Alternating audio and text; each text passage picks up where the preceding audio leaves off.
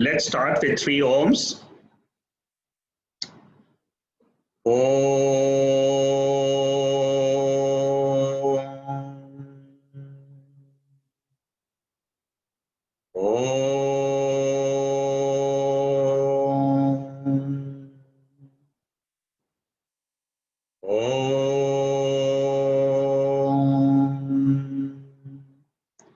Om Sahana Bhavatu Sahanau Punaktu Sahaviryam Karavavahai Tejasvinavaditamastu ma Vidvishavahai. Om Shanti Shanti Shanti.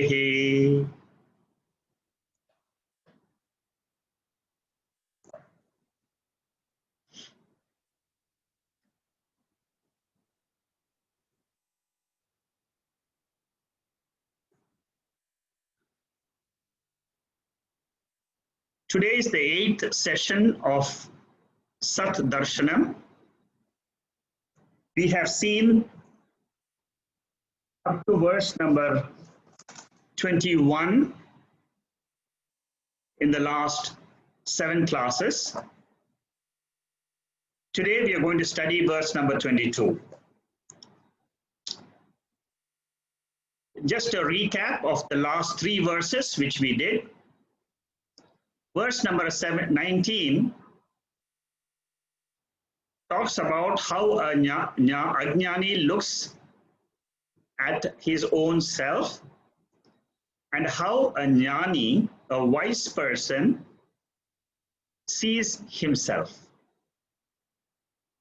So Ramana Maharishi said that a wise man will see his self as pure awareness, consciousness, which is immortal. And how does the Ajnani sees? Ajnani will say that I am the mortal body, I am the suffering mind. This is the big difference between the two mindsets of the people. Many people ask, why do I study Shastras? Why do I study the scriptures? This is the difference. If you take yourself as a mortal body, which was born on a specific date, then we suffer disturbances throughout our life, which is called as samsara. Emotional disturbances, intellectual disturbances, they cause havoc in our life. This is the problem of mankind. How do I get rid of these emotional problems? For that, the scripture says, learn your real nature, which is not the body. It is the pure consciousness. This is a totally new, unique thing which we learn from the scriptures. Saddarshanam is one of the beautiful texts which gives us a direct glimpse of this pure awareness. Through these 44 verses, Ramana Maharishi is trying his best to reveal the truth, to reveal this consciousness to us. We are all aware of the body. We all know the problems we face with our mind. But we do not know the consciousness principle, which is aware of the body, which is aware of the mind. That is the difference which he pointed out in verse number 19. Then verse 20 was a continuation of how the ignorant see the world. They see the world as real. Real means that it has its own independent existence. And they are totally unaware of the consciousness principle, which is aware of this world. Whereas a wise man knows the consciousness principle, which is revealed by the scriptures, and the wise man takes the body and the world as dependent principle, which is appearing and disappear. Whatever appears and disappears, appears in waking state, disappears in the sleep state. Whatever appears and disappears is called as mithya.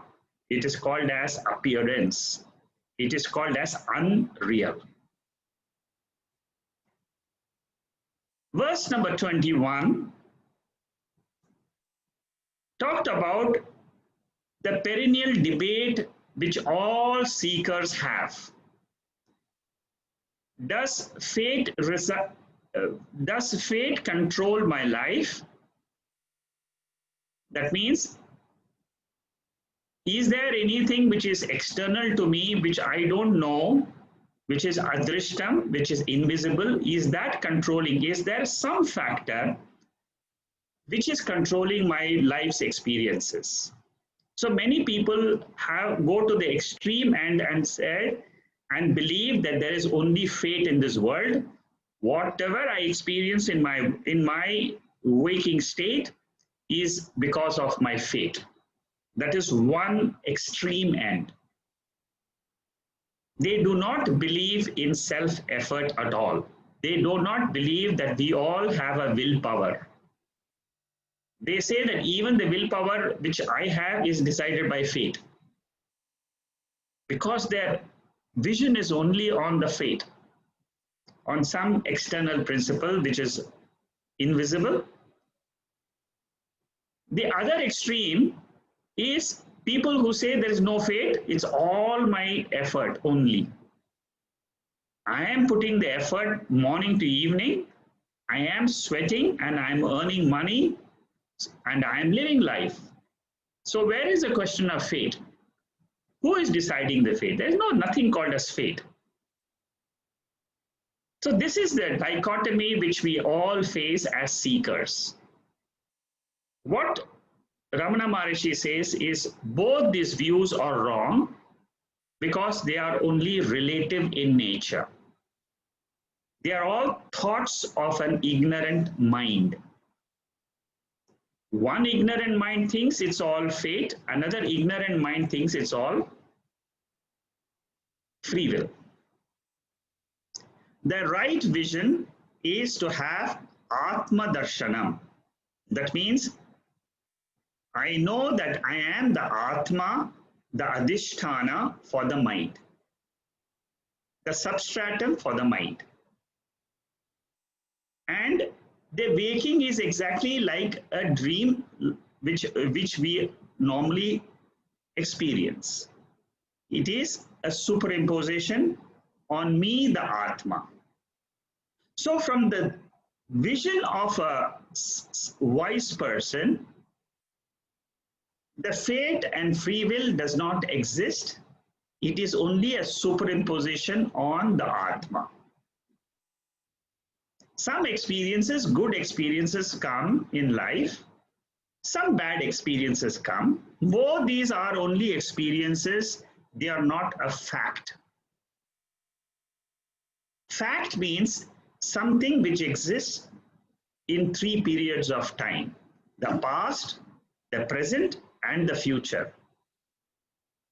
My nature of pure consciousness is the non-variable factor which is existing in the past. When I was 5 years old, 3 years old, consciousness was there. It has not changed. The same consciousness is aware of the body and mind even today. And the same consciousness will also be aware of the body and the mind. when it leaves this particular body. So what happens is the consciousness is a non-variable, unchanging factor in all of us. It's not only in me, it is the same in every human being. There is only one principle in which this entire drama of the life of all of us is taking place. That principle is called as Chaitanyam, Atma. You can call it by any name. You can call it God. God is the principle in which everybody is, we are all a part of God. We say that very often. So Vedanta and Saddarshanam, they try to reveal this truth to us. Now let us go to the 22nd verse, which we will study today. You must note that these verses are extremely deep in meaning, and they are all meant for people who have got the necessary qualifications to inquire into the nature of themselves. And the four qualifications everybody knows: the viveka, that means my mind has the shakti to differentiate the three states of consciousness: waking, dream, and sleep. We think there's three states. Out of the three states, waking is the real state. But the Shastra says waking is not the real state is the state of pure consciousness. That is real, the other three states is unreal. This is called as Viveka Buddhi. The second is we need to have dispassion from these three states. Dispassion means Vairagya. In order to attach ourselves with the pure consciousness, I need to say to myself and withdraw from these three bodies of gross, subtle, and causal bodies, or the three states, and own up the pure consciousness as my real state. When I do that, what happens is I can then claim myself to be immortal. Immortal not as the body, not as a mind, but immortal as the pure consciousness. So qualifications of a adhikari, a student, is very, very important. And like all of you, I've got that mumukshutvam. Mumukshutvam means a keen desire to know that ultimate truth of this world and the truth about myself. With that keen desire, one can easily cross the mind. So we have studied 21 verses. This verse, the 22nd verse,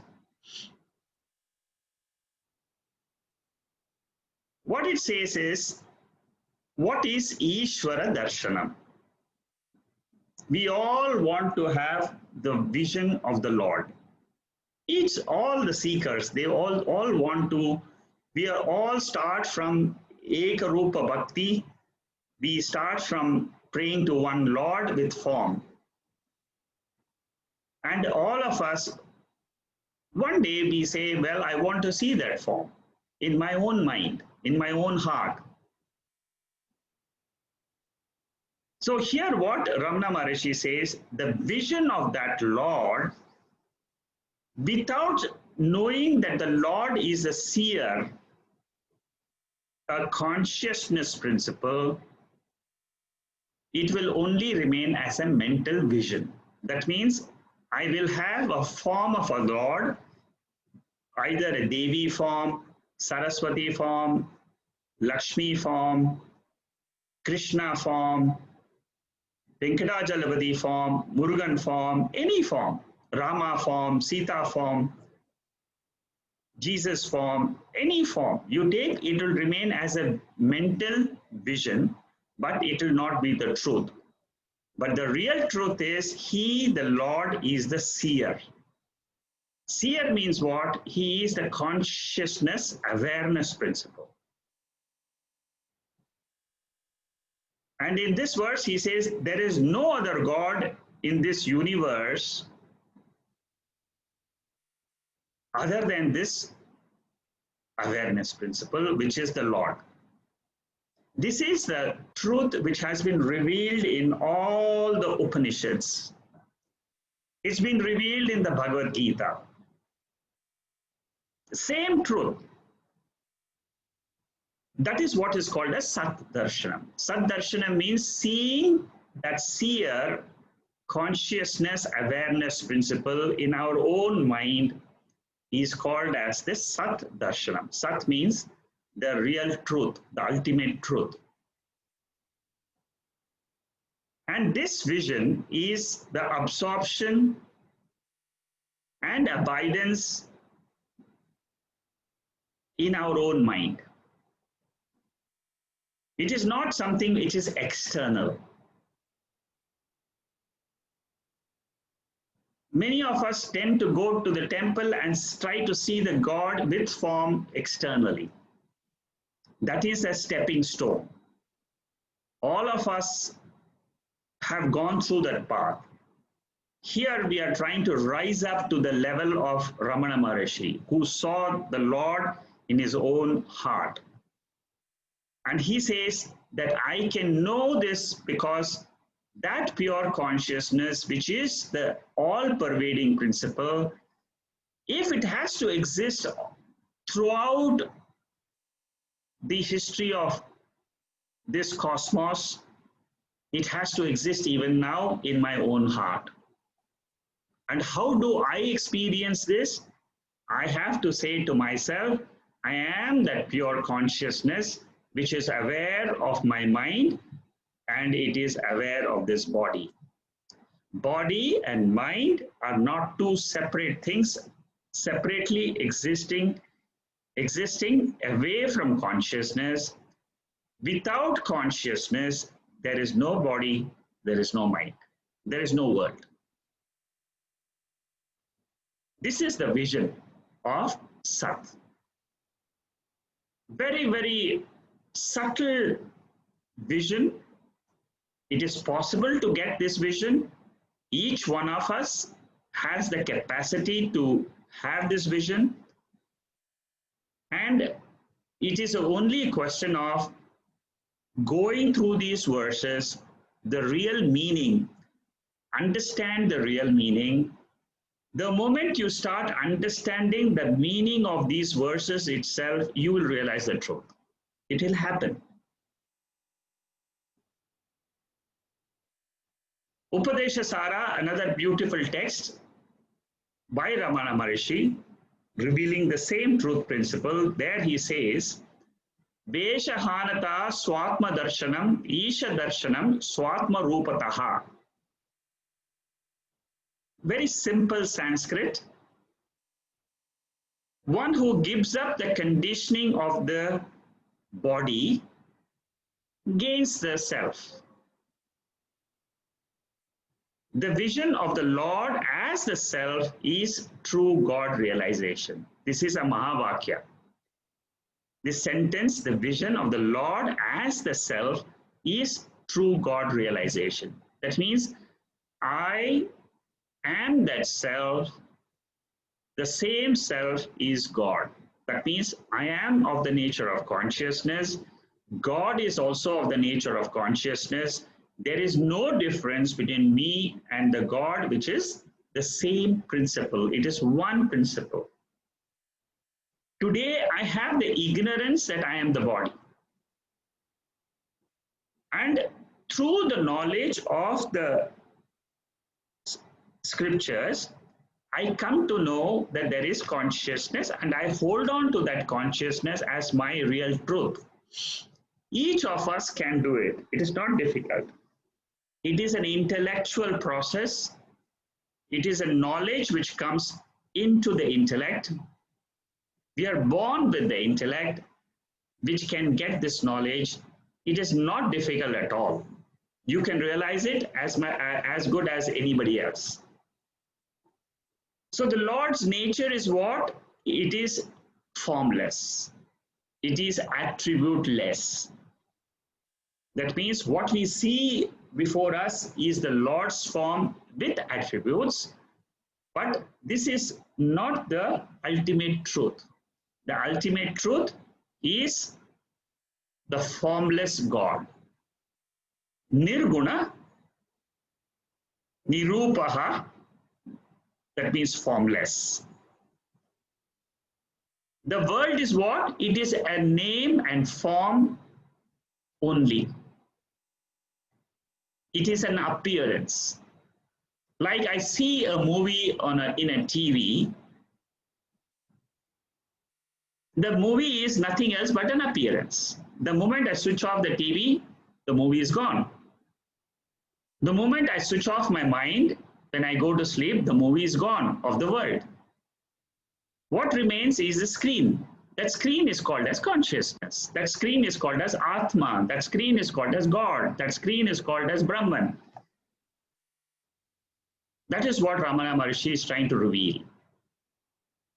That screen is all pervading. It is nameless. There is no name. We cannot give it a name also. Because a name can be given to an object which has got either it is a species. We have seen this fact that name can be given to a jati, guna. Guna means attribute, properties. Jati means a species. Kriya. Kriya means action. A teacher. We can say a teacher, a cook, a painter. These are all names I can give to a person based on the action they do. Or a relationship. She is my daughter. So with the help of a relationship, we can describe an object or a person. But how do I describe something which doesn't have a species? Because there is no second consciousness. It doesn't have a guna. Guna means it doesn't have any property. It is nirguna. And then the third is it has got no sambandha with anything in the world. It is asangaha. And it is akriyaha. There is no action happening. It doesn't do any action. Therefore, we say that the Lord's nature is nameless. You cannot describe this pure consciousness as anything. Even the word consciousness which we are using is with reference to the Jada Tattvam, inert nature. With reference to the inert desk, inert wall, inert stone, we say, I am conscious. That's all. It is only a relative factor.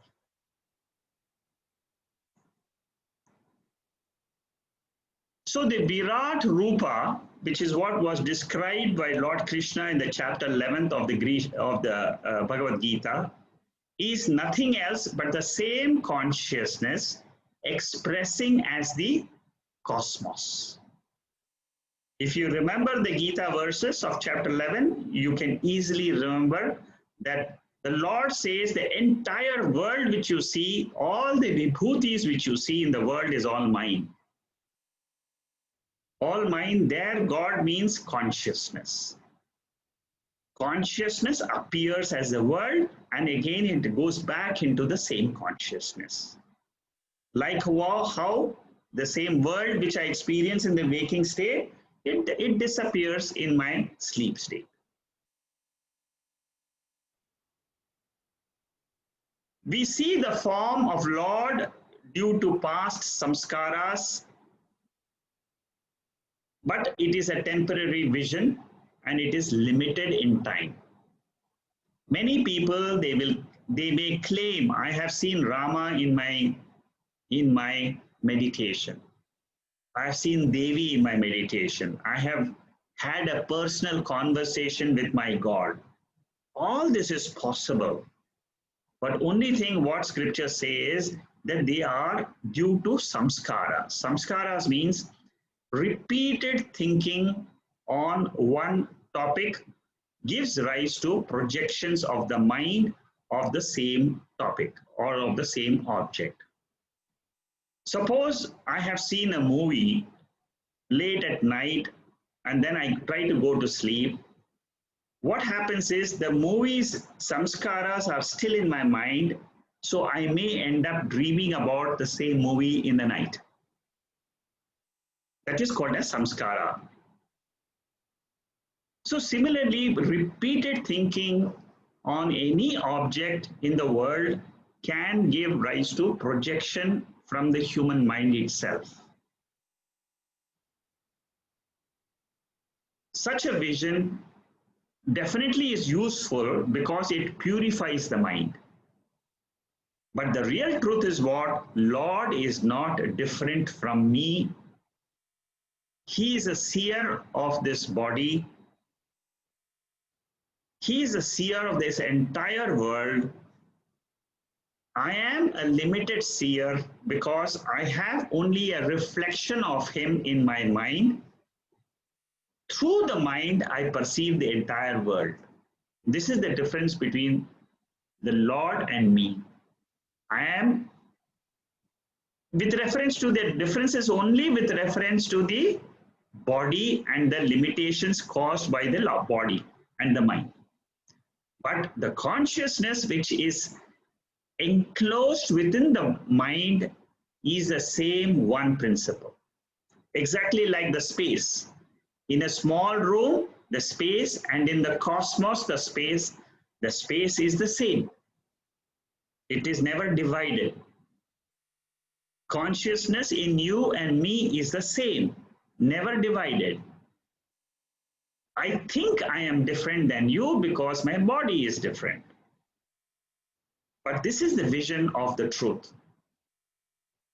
Such a vision is absolute and never lost. Absolute means it never changes. Whereas all other visions, they keep on changing. I see something in the morning, I see something else in the evening. I hear something in the morning, I hear something in the evening. So whatever I see or hear is relative. Whereas the consciousness which is behind the sight, behind the ears is the same. We will study this more in the next 2-3 verses. The same topic is going to be expanded. For worship, a devotee assumes separateness and sings his glories. This is the initial step. To see God, what do? We first realize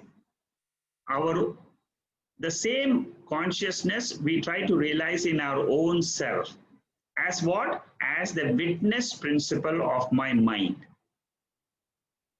This is how we try to see God in our own body and mind.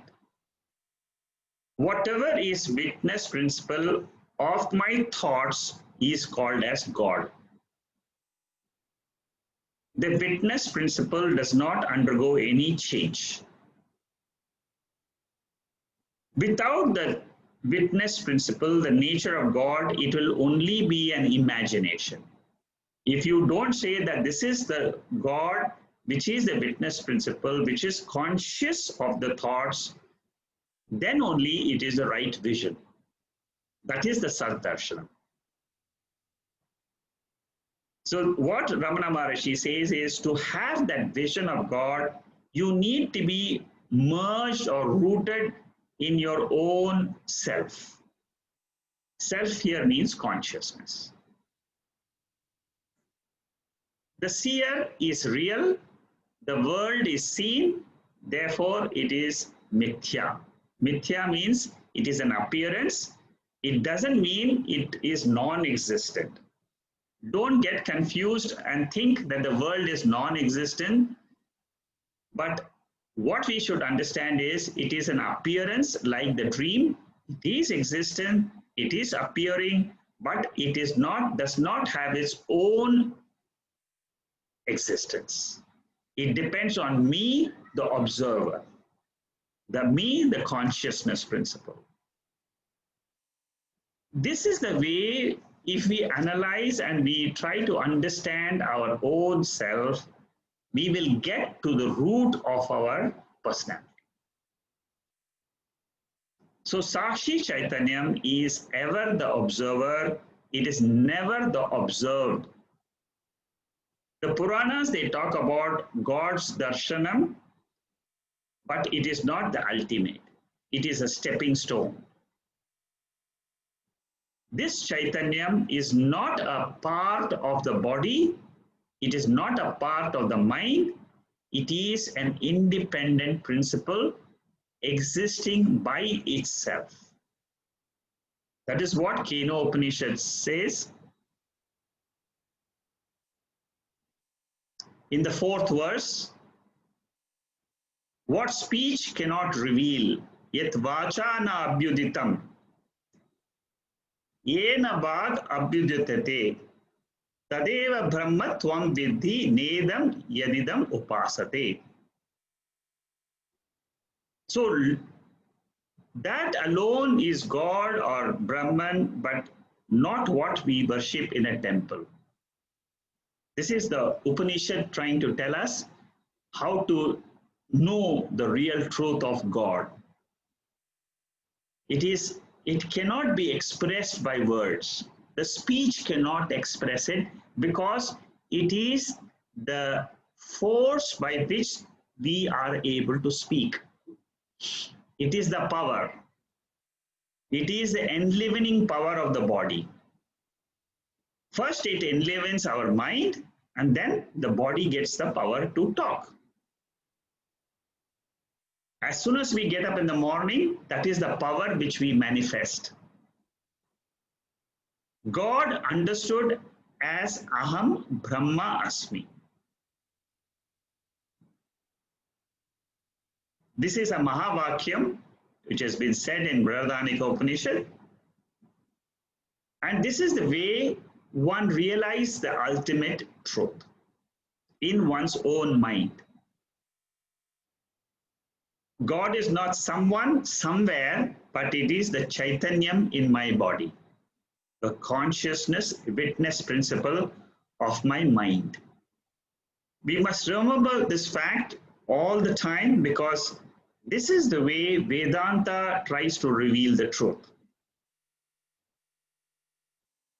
There is no other God or Ishvara other than this Atma. This Atma is the ultimate Paramarthika principle. Paramarthika means absolute. There is nothing beyond this Atma. There is nothing beyond this pure consciousness, awareness principle. There is no other way to come out of the disturbances in our mind other than knowing this witness principle. And the best way to know this is tell yourself, I am that pure consciousness. Learn to say Aham Brahma Asmi, or I am witness consciousness. In English, we can say I am witness principle, consciousness principle. What happens when we do this? Then we become a master of our mind, not a servant of the mind. Usually, we are all controlled by the mind. The mind whips us from one desire to another desire, to third desire, to a fourth desire throughout the day. You want to eat something, you want to drink something, you want to go and do something. All these are all desires. This is what is called as dasa bhava, and this happens throughout our life if we don't have the knowledge. So we are always living in Dvaitam, I and the world. Whereas Advaitam says, I am the master, I am the consciousness. Without me, there is nothing else. There is no mind, there is no body, there is no world. This is what is the Advaitam fact which is revealed by Ramana Maharishi. And once we have this vision in our own self, that is called as Jivan Mukti. Why is it called as Jivan Mukti? Jivan Mukti means free from ahamkara, free from the whipping mind, disturbing mind, which keeps on worrying about something, about my son, about my daughter, about my house, about my wealth, about my body, about so many things. It gets into attachments. What happens if I don't have this vision of Atma? Then the Anatma becomes my real vision. The body becomes real, the mind becomes real, and I am in 100% samsara. This is the difference between Atma Darshanam and Anatma Darshanam. Realization is I am Atma, and abiding in this knowledge is called as moksha, freedom. And how do I do this? When I say I am the Sakshi Chaitanyam, then what happens is that the Triputi in us, Triputi means the subject, object, and the instrument, they get resolved into one principle which is called as consciousness. We have seen this in the past also in many other texts in Upanishads we have studied how this Triputi gets formed as soon as we wake up. Triputi means I, the ahamkara, the ego I, becomes the subject. Then through the sense organs, we see the sense objects. So the senses are the instruments. So we have the subject, we have the instrument, and then we have the sense objects. So these three come into play as soon as I wake up. And they will get resolved into Atma, the pure consciousness, when we go to sleep.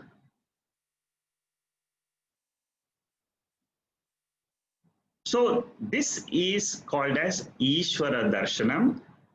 What is called as Ishvara Darshanam? Not going to sleep, because that is called as ignorance. That is nothing. I mean, that is avidya. In the waking state, getting the knowledge that I am what I am in my sleep state, a witness principle of the sleep state, that is called as Ishvara Darshanam. Because that Ishvara who knows the existence of both the world and the non-experience of the world, that principle which knows both is called as consciousness. That is the central teaching of oneness, which is called as Mahavakya Vichara. It is also called as Jiva Brahma Aikyam. That means a oneness between the Jiva and the cosmos. The cosmos represented by the Ishvara principle. Brihadaranyaka Upanishad very clearly says that this witness is imperishable. It is never seen, but it is the seer. It is the witness. It is never heard, but it is the hearer.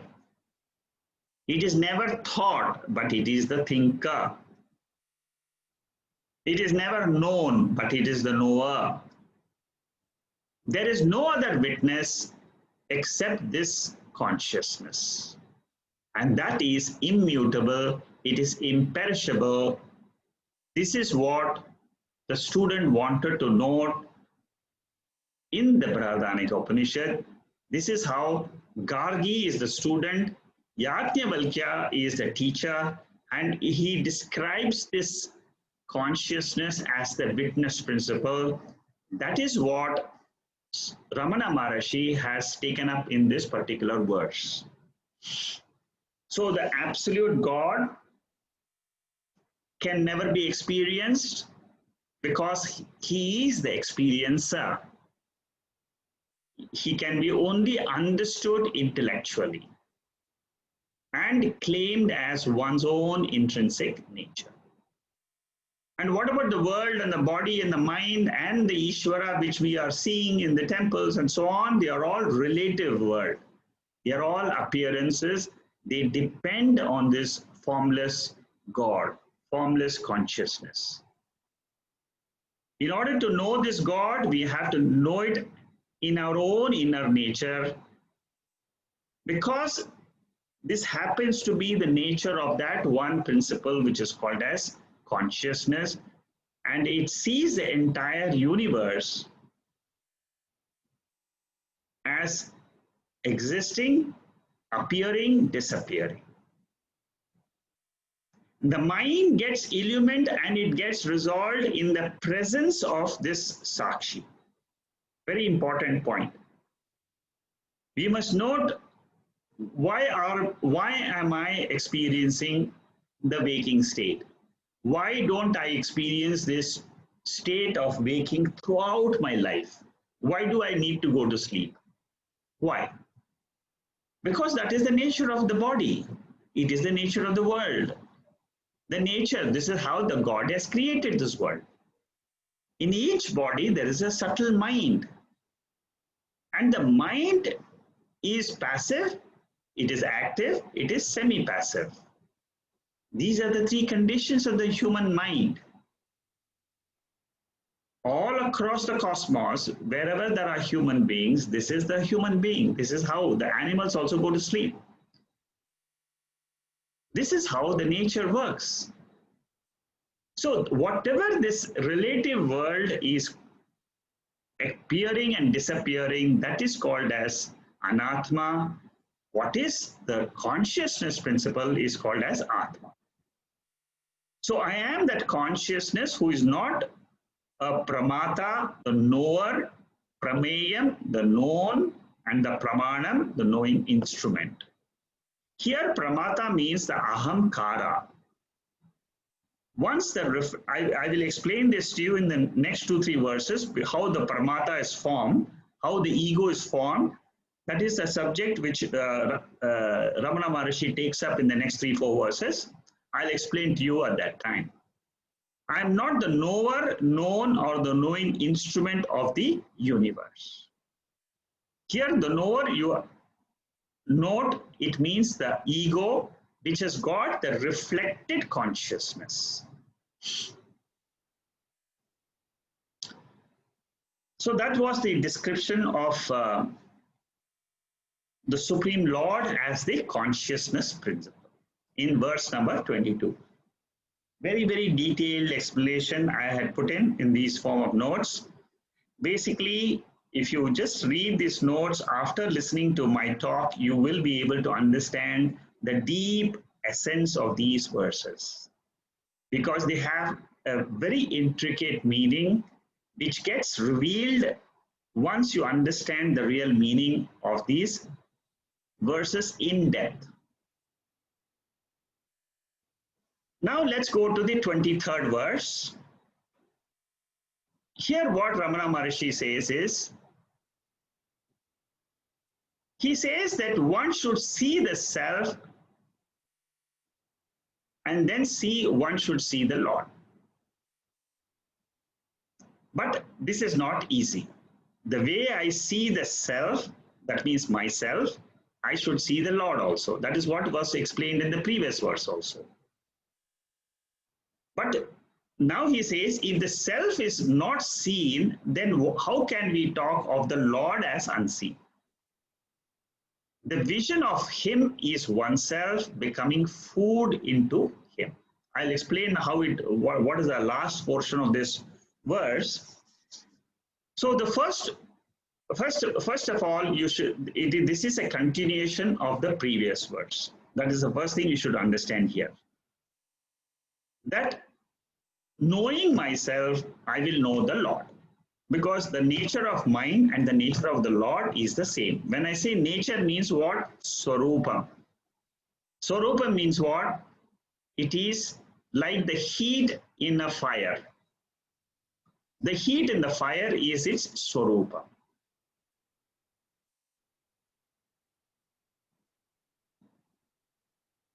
the fluidity in water, that is its Swarupa. Coldness of ice, that is its Swarupa. So the Swarupam, your Swarupam is consciousness. Without that, you cannot be there. That is why it is called a Swarupam. I always exist. I always am. I am means that consciousness is what is your real nature. Then you say, I am a male, I am a female, this is my name, I am Rama, I am Shama, I am, Uma. There's so many names. But those are all only names pertaining to the body. The vision of him is oneself becoming food unto him. That means what? The name and form are resolved in the formless. In the consciousness, the name and form, they are like the food. The eater is that consciousness. Name and form is the food eaten by that principle called as Atma or consciousness. In Brihadaranyaka Upanishad, a student, I have repeated this mantra very, very often. How to see the self or vision of the Lord as the self. This is explained in the Brihadaranyaka Upanishad. In the last part of this mantra, it says, Shrotavyaha mantavyaha nididhyasitavyaha. That is what it says in the end of the verse. So here again, it is Yajnavalkya teaching his wife, Maitreyi, who asks, how should I realize this Atma? And he says, you have to first listen, reflect, meditate. These are the 3 steps involved in knowing the self. First, listen. Listen only from the scriptures. Scriptures means Bhagavad Gita, Upanishad, Brahma Sutra. These are the fundamental 3 texts which will talk about Atma and nothing else. The only topic in these 3 is the Atma. That is the essence of the teaching. In Bhagavad Gita or the Upanishads, it is the same. In Ramana Maharishi's Saddarshanam, it is the same Atma we are learning. So because of our objectification tendency, we see the self or Lord also as an object. This is only a mistake which is committed by all of us because that is our orientation. In the world, whenever we try to learn about something, we always see it as an object outside.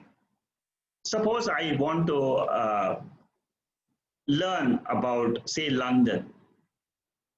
First, I listen. This is what is happening in London. This is what is the nature of London. This is the temperature of London. Everything about London I hear.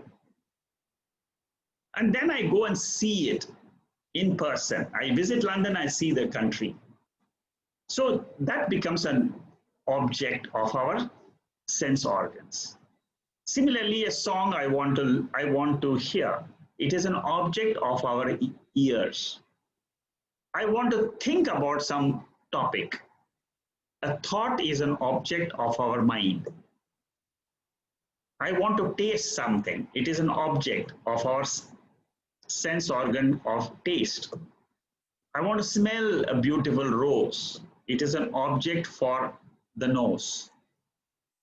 I want to feel, touch something very nice, soft. That is an object of our skin.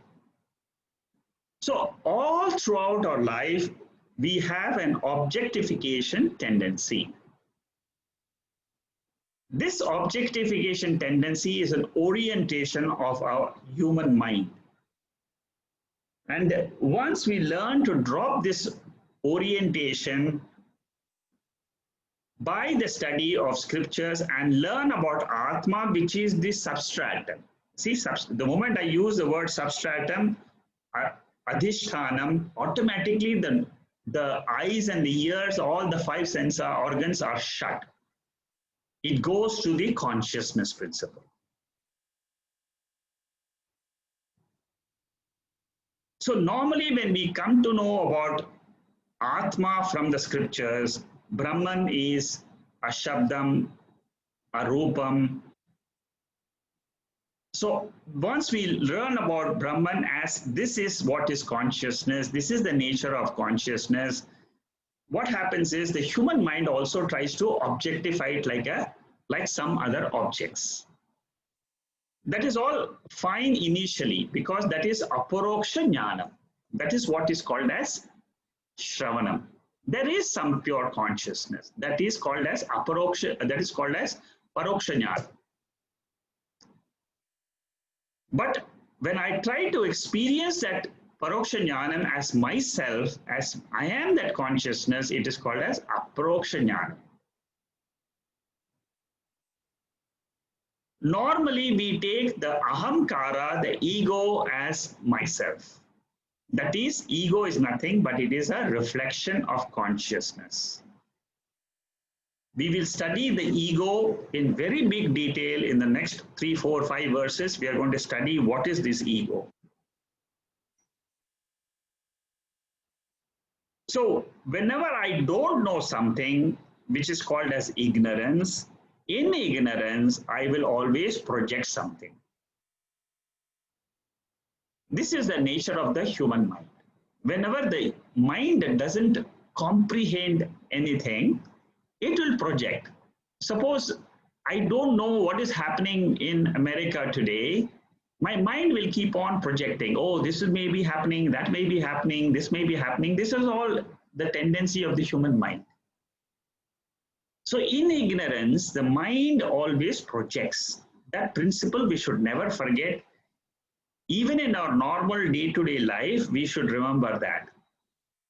Because it is this mind which sometimes projects so many unwanted things in our own, which we don't need, and then we get caught up in our own delusion.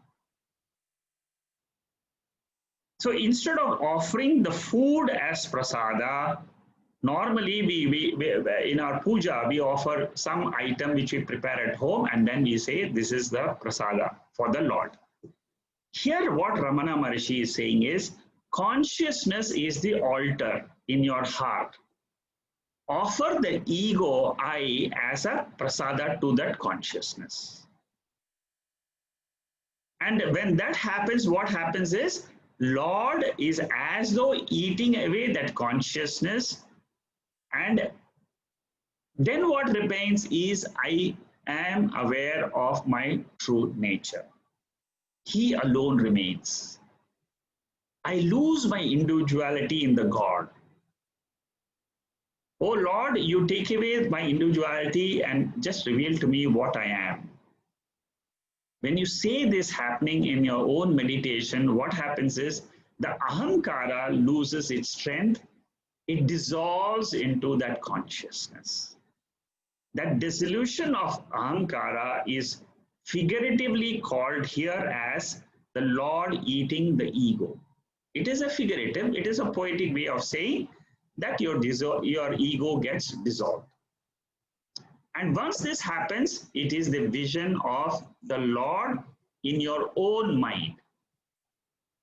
Normally, for the ego, the world is enjoyed. I am the ego, I am the enjoyer for all of us. Suppose you get up in the morning, I am enjoying the world, I am enjoying my body, I am enjoying this entire universe for all of us. World is bhogyam. And I am that ahamkara, which is a reflection of consciousness. I am the bhokta. But here what Ramana Maharishi is saying is, let that ahamkara be the bhogyam of the Lord. You give up the status that you are that bhokta. It is possible. It is possible by auto-suggestion. we say to in our seat of meditation, or when we are trying to contemplate on Atma, we tell ourselves that this ahamkara, which is going on in my mind all the time, oh Lord, I want to offer to you as prasada. You please take it and take it as my prasada to you and reveal my own nature. When you say this, what happens is that pure consciousness engulfs that ahamkara, and that Lord who is present in the heart, he reveals his own nature to you. The day you understand that consciousness is that principle in which the ahamkara gets dissolved, that is the day you understand God. That is what Ramana Maharishi is saying. The day you understand the self, the same time you understand the nature of God. So self-knowledge is nothing else, but it is the knowledge of God. In Mundaka Upanishad, Hiranmaye pare koshe virajam brahma nishkalam. This is a tat shubram jyotisham jyotihi tat yadatma viduhu. This is a description of that pure consciousness, which is indivisible, pure light of all lights. It is the innermost light. The sheath of golden hue, the highest. This is how the knowers of Atma, they know Atma. They know the self. Many a times in many of the Upanishads and in Bhagavad Gita, that pure consciousness is compared to light principle. Like the sunlight. Because why do we compare this consciousness to light? Because with the help of sunlight, we are able to do all transactions in the world. Similarly, with the help of this light of consciousness, the sense organs, the mind, they become active. Now, Tatra Suryo Bhati, we know this is the same light principle. It is the same light principle which is there in Bhagavad Gita also in the 15th chapter. Jyotisham api jyotihi. All these verses revealing the Atma as the light principle, you must keep it for meditation. Whenever you want to think about your own true nature, you must bring back these verses in your mind. And when you do that, what happens is that pure consciousness gets revealed in your own heart, and the ego which was playing with the anatma in the world, it gets dissolved. That is the principle of meditation. The vision of Ganesha or Lakshmi in is Vyavaharika Satyam. What we say Vyavaharika Satyam means it is an appearance which is experienced by the seekers. It happens. Like I said, these are all due to samskaras in the mind.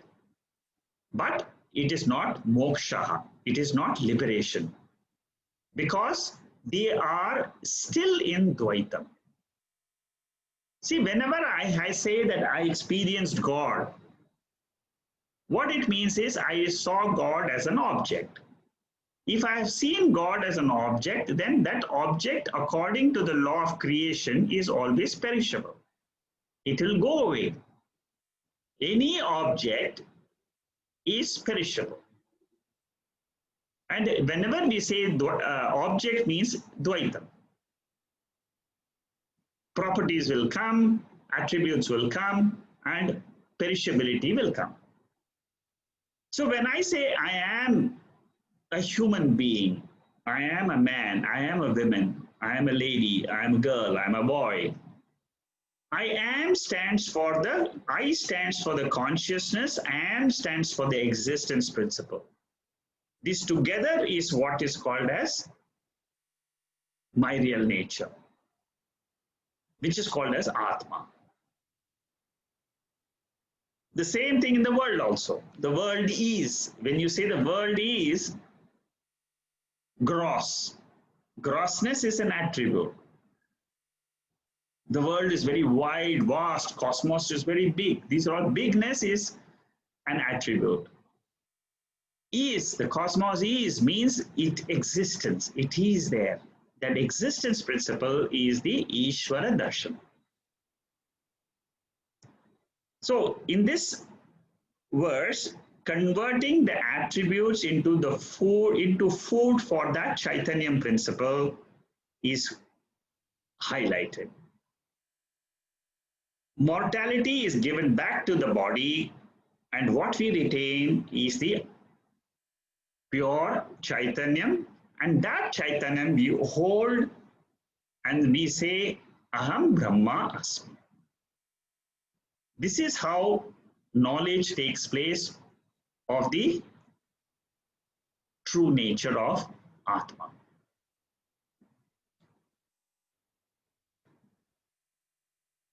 So we have seen the Supreme Lord as the consciousness principle, as the seer in the 22nd verse, the seer Lord as Ahamkara, and how it can become the food for the consciousness in the 23rd verse. In this 24th verse, I will try to introduce this verse. I don't know whether I can finish this verse today, but let me introduce this. This verse is nothing else but Drigdrishya Viveka revision.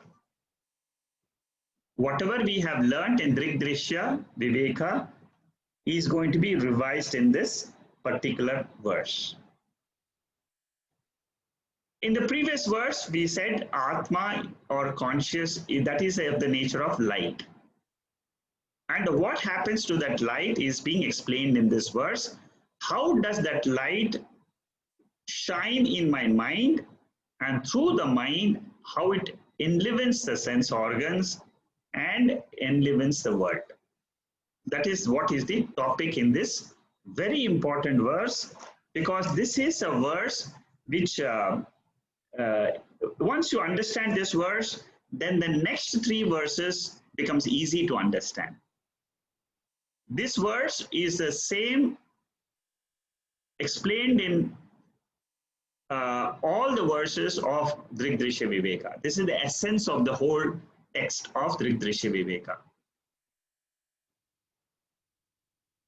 The Supreme having distributed the light to the intellect. So what is the first thing we should note?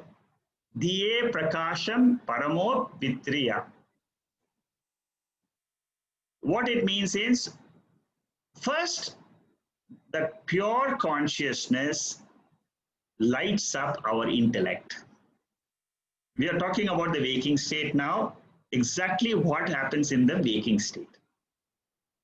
This is the same thing which has been explained in Dakshinamurti Stotram, which we will be seeing after this text. Nana Chid Ghado Darastita Maha Deepak Prabha Bhaswaram. That verse is explained here. It is the same principle, Natatra Suryo Bhati, is explained here. It's a very important principle. If you can understand this principle, this entire Vedanta, if you have studied for 30 years, it becomes very clear in one verse if you understand this verse clearly. Many people, they miss out this consciousness as the light and how to see this light in oneself. The technique of seeing this even in the seat of meditation, just by closing the eyes and follow this technique, you will reach consciousness without any doubt. Only thing is, after reaching this consciousness, we may not be able to hold on to that consciousness. That is the problem. All of us can realize this consciousness even while in the class itself. because the words are very, very illuminating. They illumine the consciousness immediately, instantly. So in this, what happens? We have to start from the world. Exactly like Nridrishya, the first seer is the senses. The senses are the seer, the world is seen. First step. Second step, the senses are the seen, the mind is the seer. My eyes are dull, my eyes can see sharply A, B, C, D. When I go to an optician, the doctor asks me, can you see this? Yes, I can see clearly. Or you say, no, I cannot see this. What is showing the eyes, what is illumining the eyes, dullness or the correct vision is the mind. The mind is sensitized. It can know the quality of the eyes. The second seer is the mind. And who sees the thoughts in my mind? I am disturbed today. I'm very angry today. I'm very joyful today. I'm very happy. It was a happy Diwali function. I was thrilled today because I got my rank as the first rank in my class. I won a big lottery. I got a huge salary today. All these are all thoughts. So the thoughts are seen. The self is the seer. So we have to go through these three layers: world, senses, mind, and come to the actual sentient principle, which is called as Chaitanya. There is only one Chaitanya in the entire universe. You must remember that fact. It is a fact revealed by the scriptures. There is no other proof. There is nothing else. The eyes cannot say that there is one consciousness. You cannot prove through the eyes because eyes are illumined by consciousness. What reveals the consciousness is the scriptures.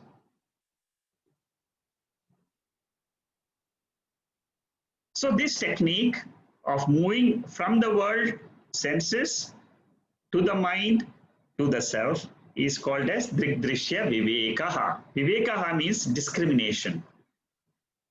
The senses are changing with reference to the mind. The world is changing, but the senses are the same. So when you are looking at the world, the eyes remain the same. Outside, the pictures keep on changing. You see America one day, you see California one day, the other day you see Singapore, another day you see. These are all different outside world. But the senses remain the same. Eyes does not go and undergo any change with reference to the objects. Then that is why they are called as changeless with reference to the world. But the eyes are changing with reference to the mind. Similarly, mind is also changing with reference to the consciousness. Consciousness is the ultimate seer, which is never the seen, it is always the changeless seer. These are the principles which we should understand slowly as we go through this verse. Swayam dhiyo nataha pravibhati guptaha. This consciousness is Swayam Bhati. It himself shines. It is deep within our intellect.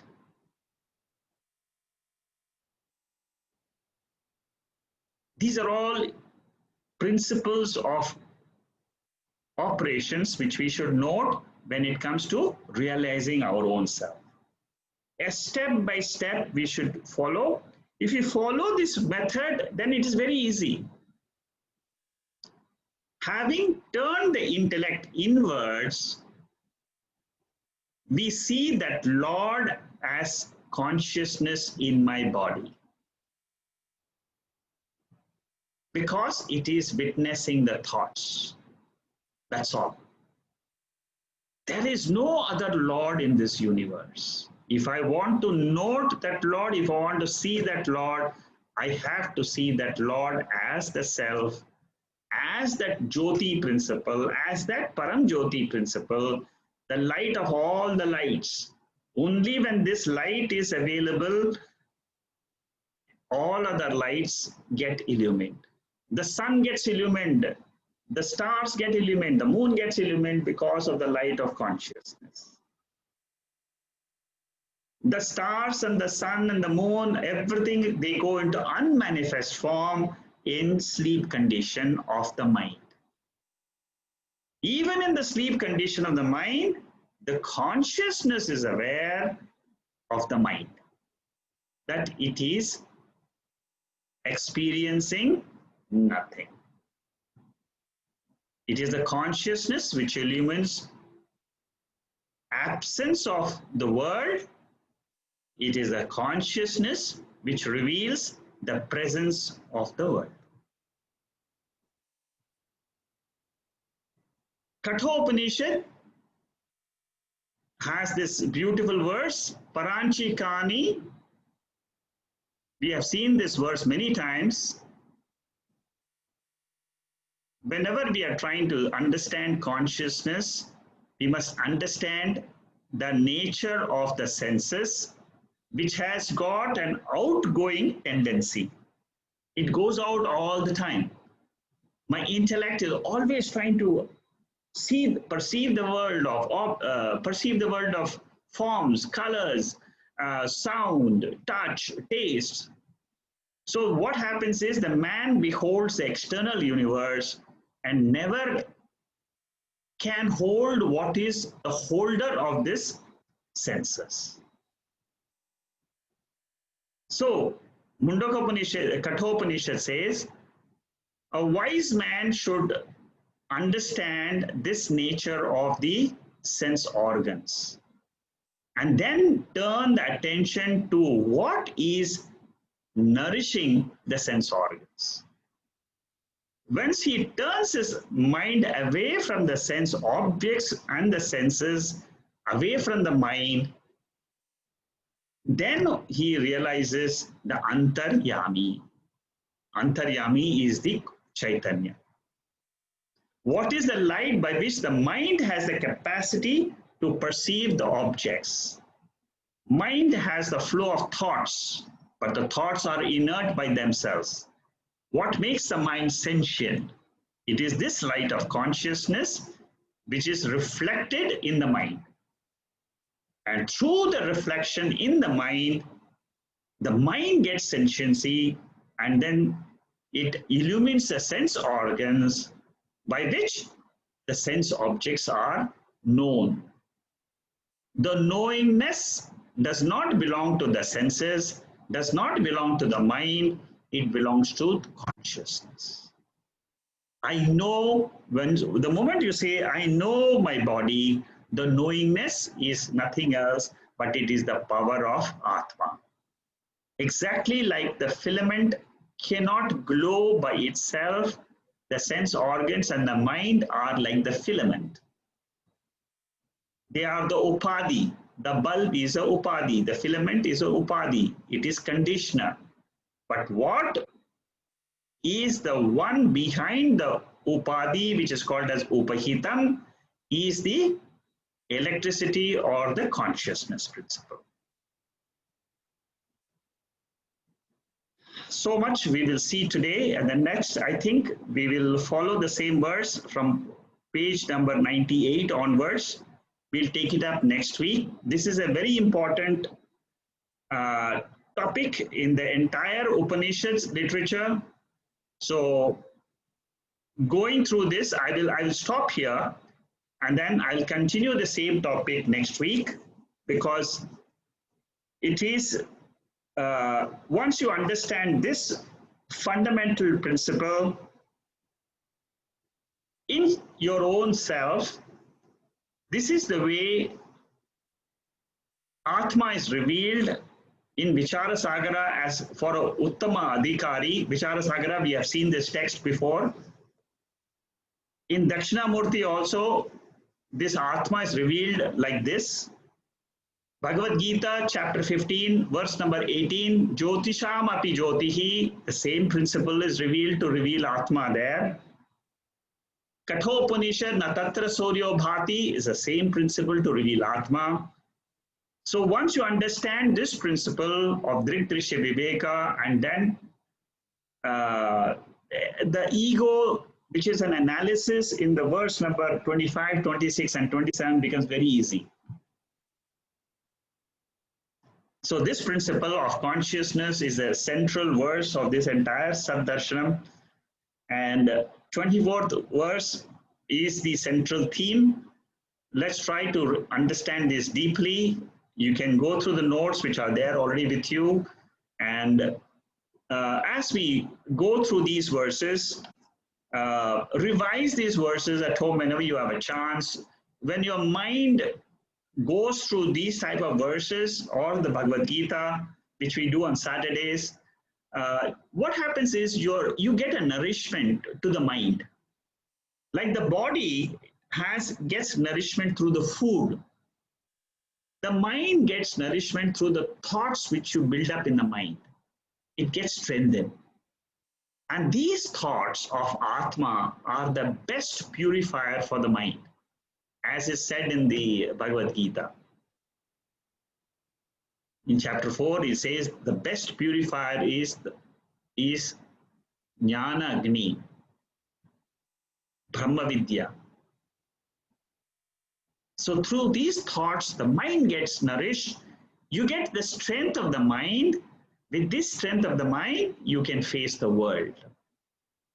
It not only reveals the Atma to us, it also helps us to understand and to face all the problems, all the difficulties, all the experiences which we go through in life, we are able to face very well.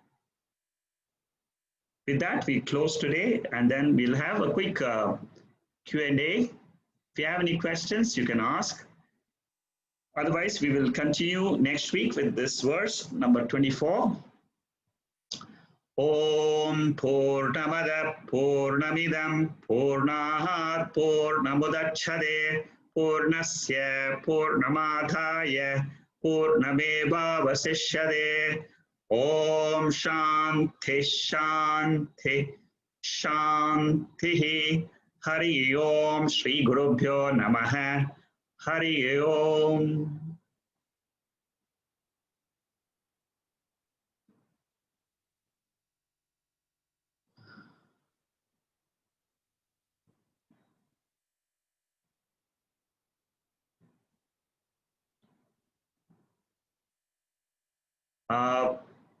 Does anybody has any questions? I don't see any questions on the chat board today, but in case you have any question, I will open up the, I will unmute everybody. So you can use the, you can unmute yourself and then you can ask any questions if you have.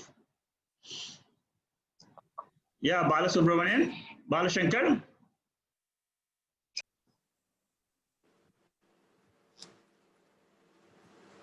Yeah, anybody has any question?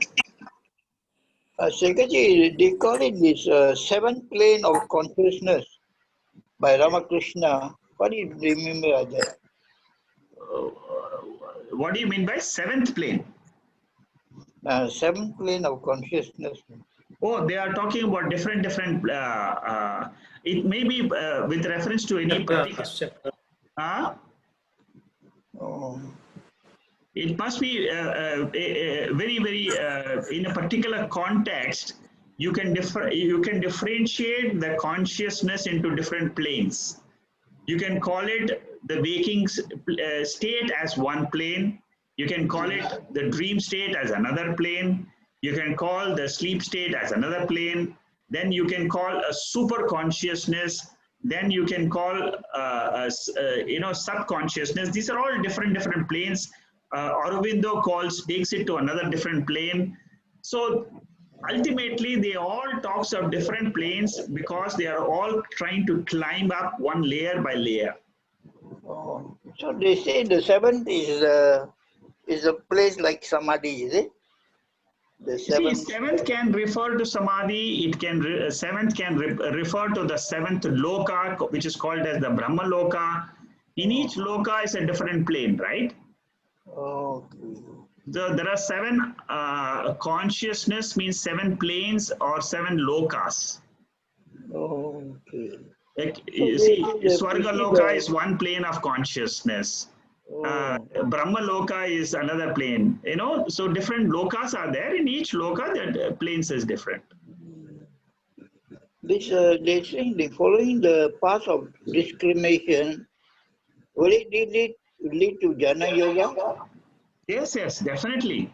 Because Is it? ultimately, through this path of discrimination, Uh, what will happen is your mind gets purified and the mind will get into dhyana. It will ask for dhyana. You see, it is a natural process which will happen to all of us. oh. Natural. It is a natural process. The mind will say, just sit down and think about Atma. Uh, It but will how to come. discriminate? I mean, if we discriminate, it's not nice, isn't it? No, discrimination is in a good way here because you are trying to know the truth. Here No, is not like the normal discrimination which we are talking in the worldly sense. Here we are talking about discrimination means knowledge wise. oh. This is a different type of discrimination. Outside, when you use the word discrimination, that is different, that is in the worldly life.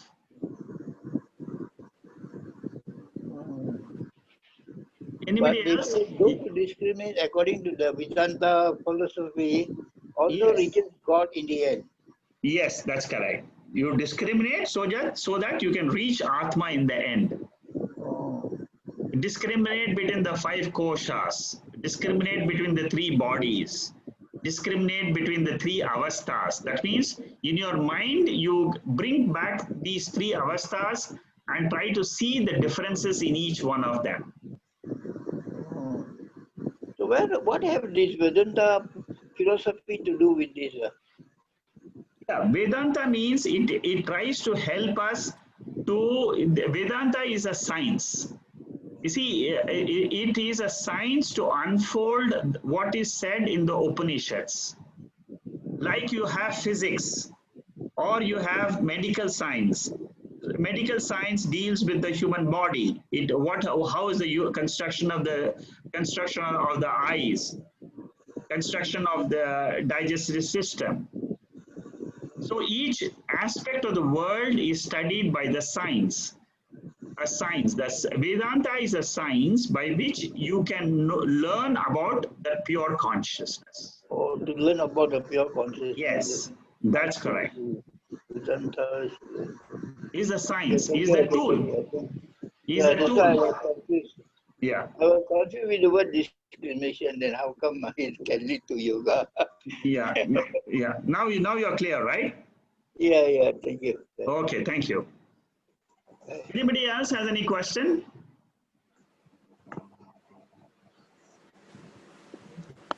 Mr. Shaker, Yeah, Jacqueline Jacqueline. here. I have one question. Yes. Let's say for somebody who maybe obtain the liberalization, will it need to continuously practice, or will it go off? No. You see, what happens? What happens in liberation is you come to know that I am that pure consciousness, and that's all. Your question is it? Does he have to remember that all the time while doing transactions? The answer is no. You do all your transactions, you do all your actions, you do. Suppose you're working, you go to work. If you're cooking, you cook. So you don't have to remember this. Only when you want to know who I am, at that time you will say this thought will automatically come to you. I am that pure consciousness, because you have been attending these talks. You have learned about Atma. You have learned that there is a unique principle, and that is what is my real nature. Once you have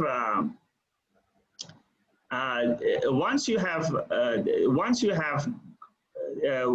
you have realized this nature, then that remains with you all the time. For example, you don't have to remember I am a girl, I am a human being. It's there. You always remember that. So it's a natural process. It just naturally happens to you, and this is something which you don't have to put any effort. Effortless realize. This is why it's called effortless realization. Okay. Yeah. So my another point is, realization, because for Atma, it is pure consciousness, pure existence, pure consciousness, and pure blissfulness. So for these three, if someone realize it's always in the now, and if they are doing the transaction, it doesn't matter whether it's bad, good, or whatever, it's always blissful. That's Yes. supposed to be the state, right? Yes, that's correct. So my question from the other way is, would this blissfulness, for 10 days it will be there, for 15 days it will be there, or continuously, just like it's a continuous light of Atma till you die. This light will never go. Okay, not blissfulness, because as human, yes, we always have to be, yes. not that we always have to be reminded, but because of the worldly desire, we say we are angry, we are not happy, but it's not supposed to. Yeah. Yeah, but you see, then what you will come to know, once you have realized this Atma is your nature, then you will never say I am angry. You will say my mind is angry. You will say, yeah, then you will say my mind is angry today. That's all. My mind is disturbed. Angry?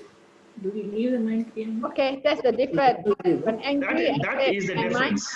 My mind is angry and I don't bother and I continue to be happy. Exactly, that's right. Yes. Okay, bingo. Thank you. Yep. Thanks. Yeah, Vijay, you're right when you say the 7 planes of consciousness, Shubhecha, Vicharana, Tanu Manasa, Sattvapatti, Asamsakti. This is one way they have talked about it, but I think Babubhai does not know the 7, the Yoga Vasishta, so I didn't touch upon this. It's good that you have talked about it. You're right. There are the different levels of spiritual realization mentioned in the Yoga Vasishta. You are correct. I have one, I don't know if it's a question or a comment, but I thought I would share it. When you were talking about the realization of Atman, how do I do it? You said while you were explaining Shravana, Manana, and Nididhyasana. It is in verse 23. How do I offer ego as an oblation or as a food to that supreme consciousness or the seer within me? Can I relate it to, in the chapter 8, Lord describes Adi Yajna as an indwelling witness. He says, this is what would be the offerings by you within me. So I am that bhoktra in you. So you aren't anything other than a real sense of me. So can I relate this offering the ego as an oblation to the Adi Yajna as referred in chapter 8? That is one clarification. And the other one is when I offer every of my Marasa, Vacha, Karmana with the Ishwararpana Buddhi or Prasada Buddhi, as we taught in chapter 2 of Bhagavad Gita, that would also be relatable to with this verse 23, what you had taken today, Shekharji. Yeah, you're absolutely right. Yeah, both the verses which you have talked about, chapter 2 in Karma Yoga and chapter 8 of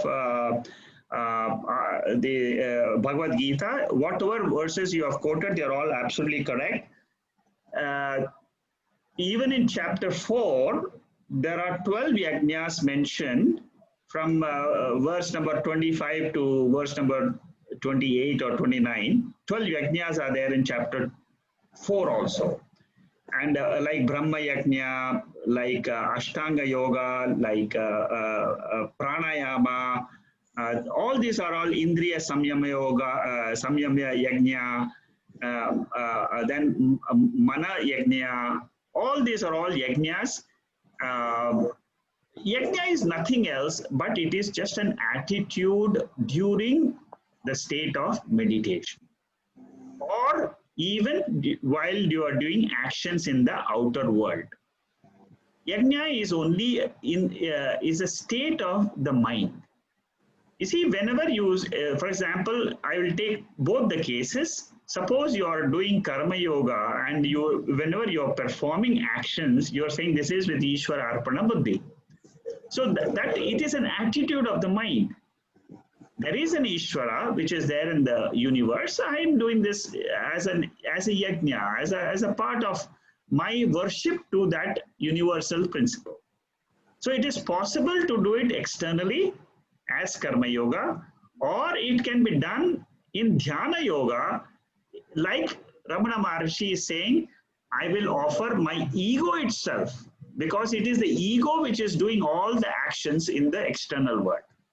It is the ego which is also acting in the internal world of thoughts. I. You see, what happens when you close your eyes is, it is the I thought which is springing up so many thoughts inside. So then what you tell is, this is a deliberate thought you have to bring in meditation.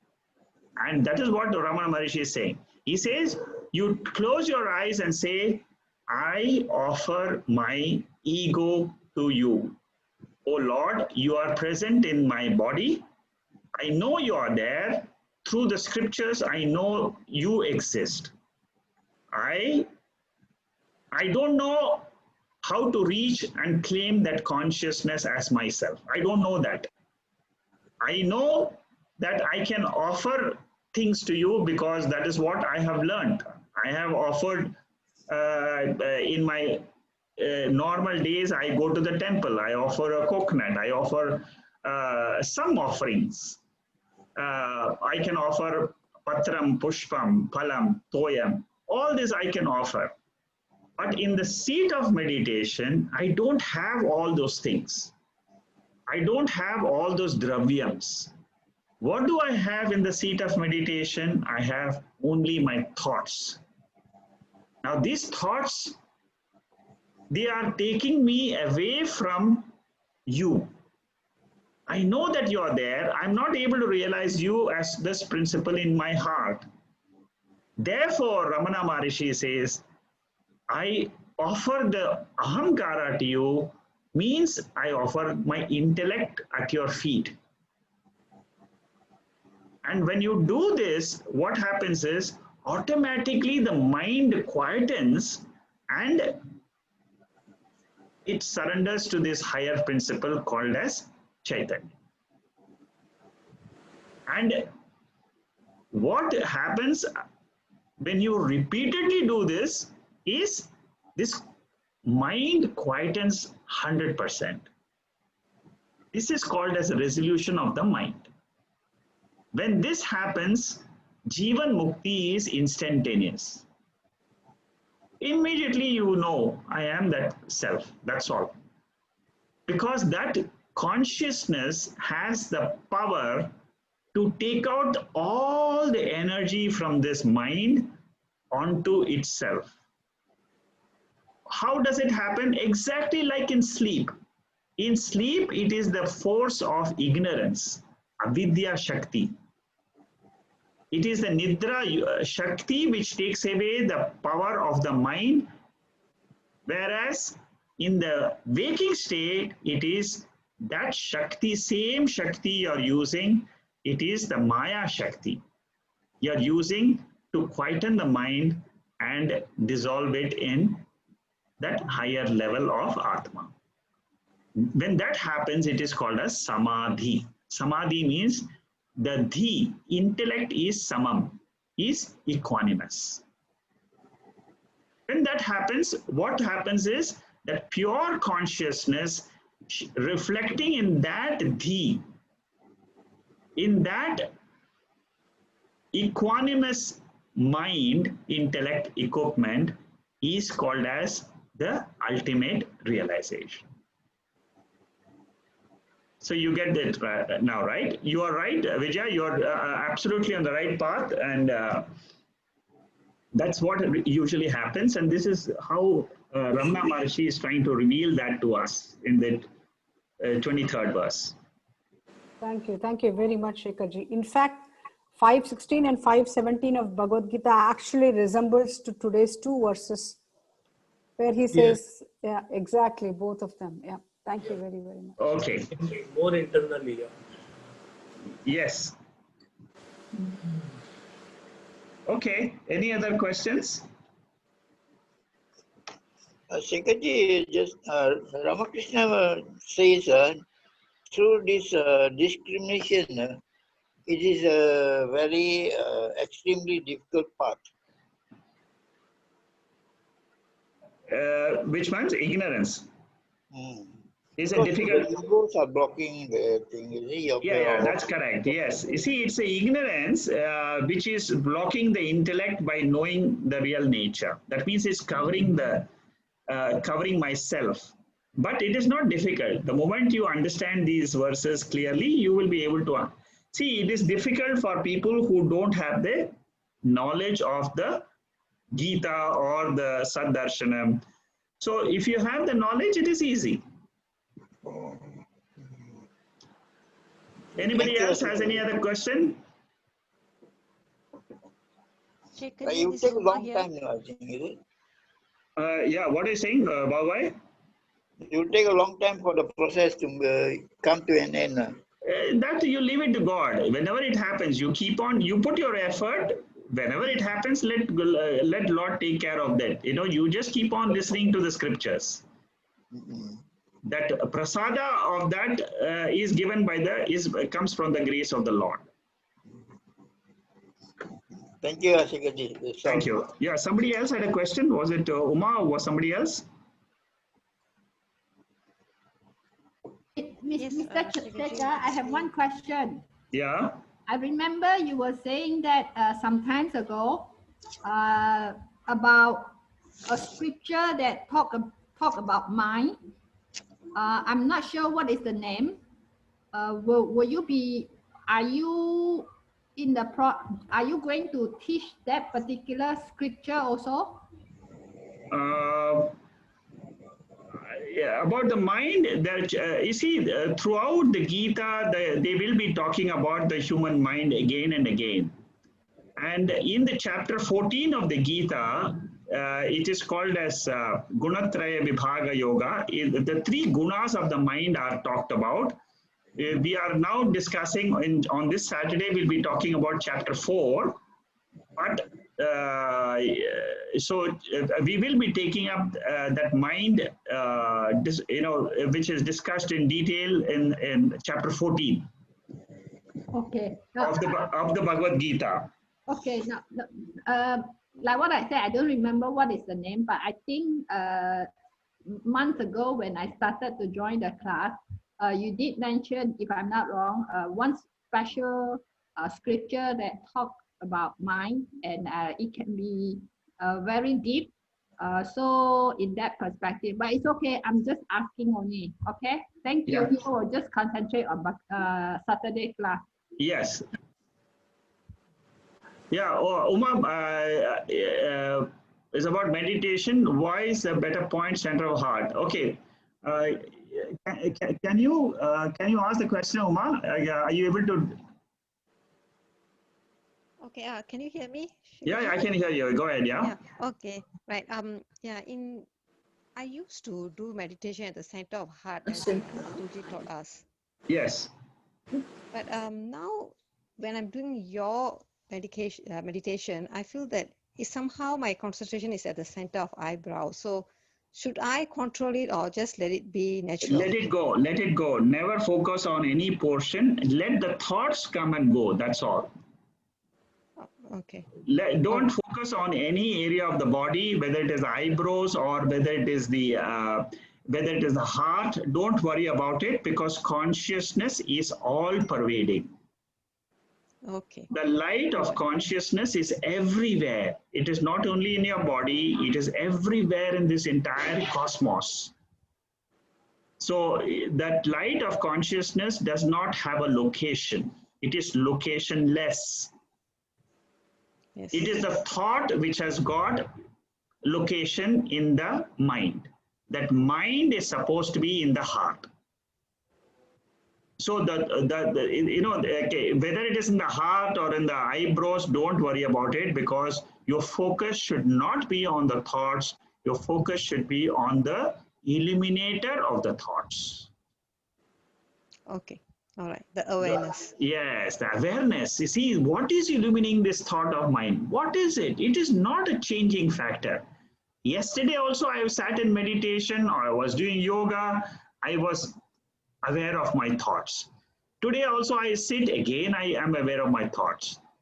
10 weeks ago I sat again, I was aware of my thoughts. What is that light of consciousness, which is not a changing principle?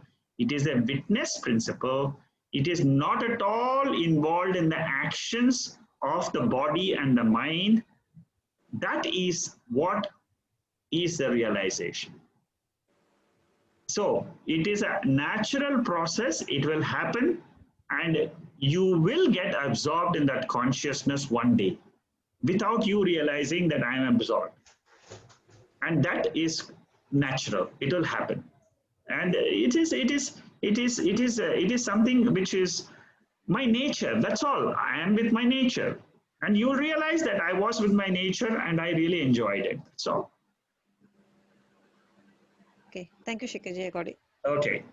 Shekharji, one small Yes. question again about meditation.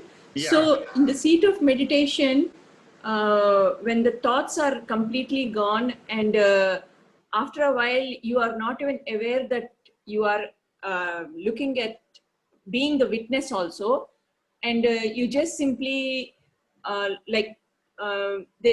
you are not even aware that you are about your thought, or that you are just observing yourself. Yeah. Is that okay, or should always be constantly aware of that you are observing? No. Let it happen. Let it. Only one thing, that realize that you are not sleeping. That's all.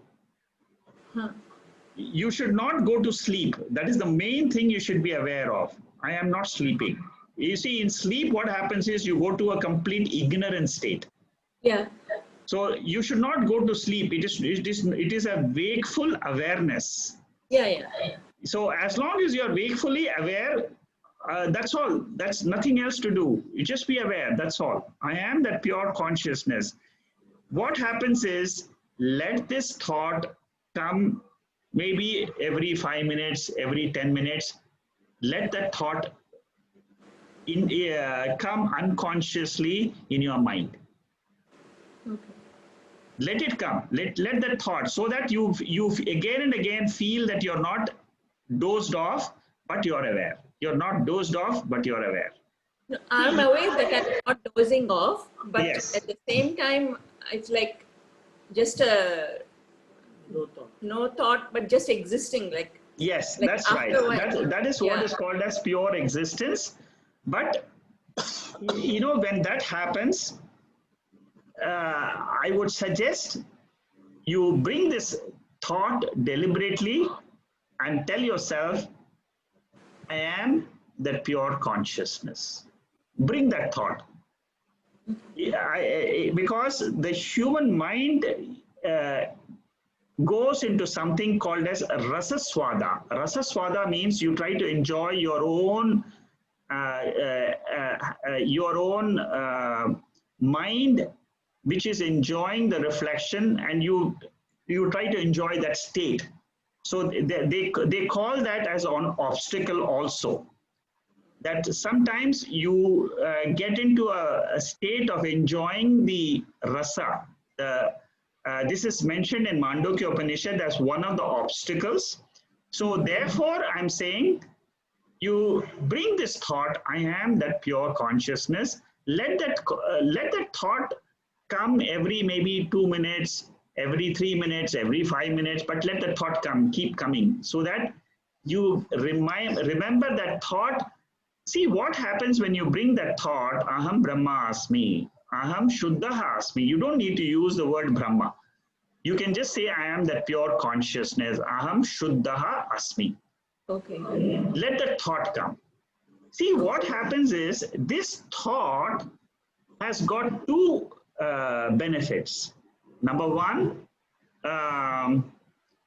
it will stop all other thoughts, anatma thoughts.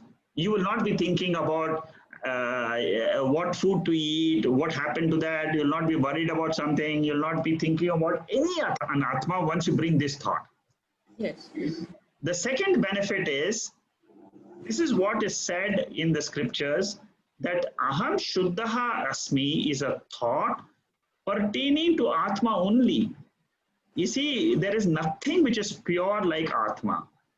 So indirectly, you are trying to manifest that consciousness through a thought which is very, very pure.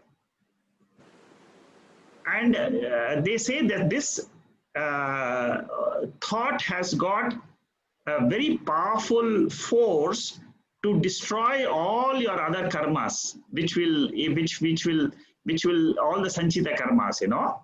Okay. All the future karmas which will force you to take another body, it will destroy. Okay. And then it will give you a resolution of the human mind to completely dissolve in this pure consciousness principle, which is the ultimate success of spiritual study. Okay, Shekhar, thank you. Okay. It's very powerful. Yeah, very nice. Yeah. Okay, thank you very much. It's almost 8:15. We have spent half an hour in Q&A. We'll meet next week and catch up with verse number 24. Thank you. Good night. Thank you, Hari Shekhar. Om. Thank Thank you you. very much. Hari Om. Thank you, Happy Shiva. Diwali. Thank you.